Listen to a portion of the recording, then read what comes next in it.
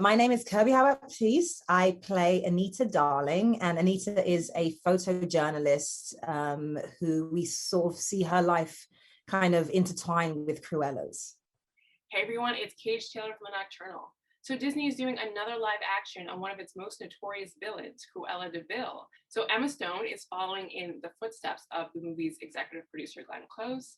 This time it's an origin story set in 1970s London during the punk fashion era. And you see Estella slash Cruella, come to be in the fashion world as well as in her own identity. So if you're a fan of the Dalmatians universe, right, you've seen the animated films or TV show or the Glenn Close version, you're familiar with this character named Anita.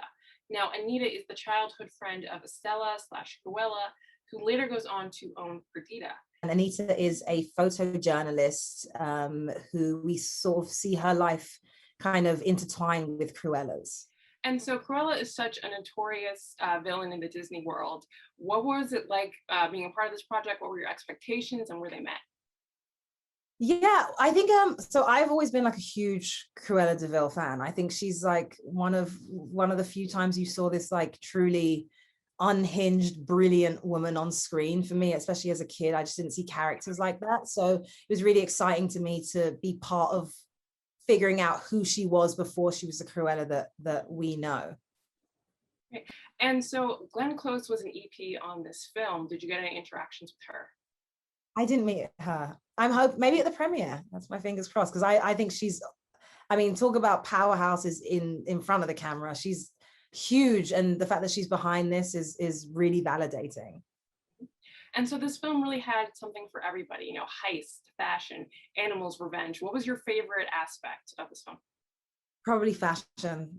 I think it was just sort of, I to work on it was, I was gobsmacked every day showing up and seeing what they had literally created, that these designers have made. And then watching it back, there was so much that I had missed because I wasn't filming. And I think that this is exactly what people want after the year we have had, is to sort of like lose yourself in something that is not now. It's not about, it's just sort of like really beautiful and really fun, but at the same time really has a lovely message about being yourself.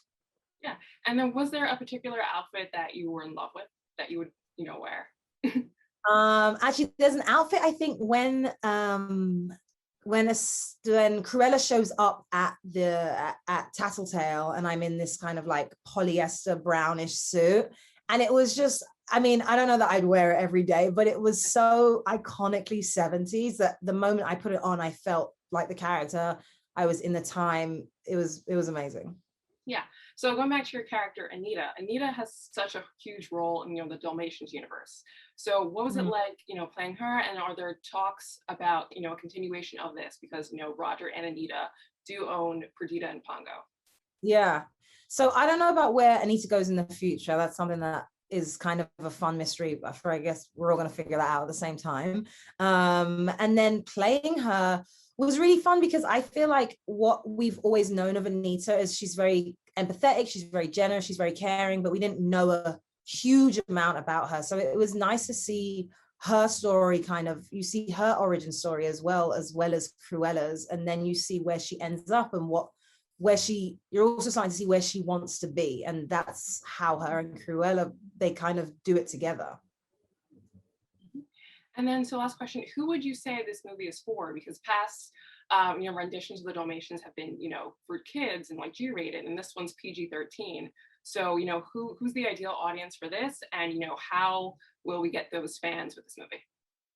I think what's awesome about this one is it's kind of for everyone. So I've spoken to people today who are like, I watched this with my kid and they loved it. I watched it with my mum, and my mum was around and in, walking around London in the 70s. And she absolutely loved every part of it. Like, she loved the fashion, she loved the set. She also had this moment where she was like, oh, I remember walking into Liberty's when I was a teenager and it being just one of the most incredible places that you could be in London, because it was one of the most creative places. So I'm really honored to be part of a film that I can watch with my mum and also watch with my niece.